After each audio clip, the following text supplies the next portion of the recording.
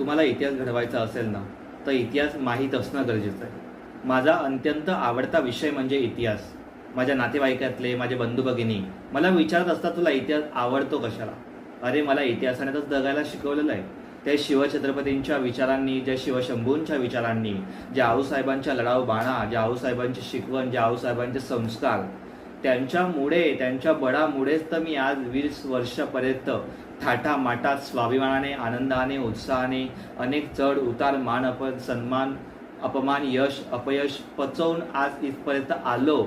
त्याचं मुळात कारण शिवछत्रपती आहे. आज मला छत्रपतींनी छत्रपतींकडनं मला शिकायला मिळालं की जगायचं कसं, राहायचं कसं, वावरायचं कसं, लढायचं कसं आणि प्रत्येक आव्हानाला सामोरे जायचं कसं. ज्याला इतिहास माहीत असतो तोच इतिहास घडवतो.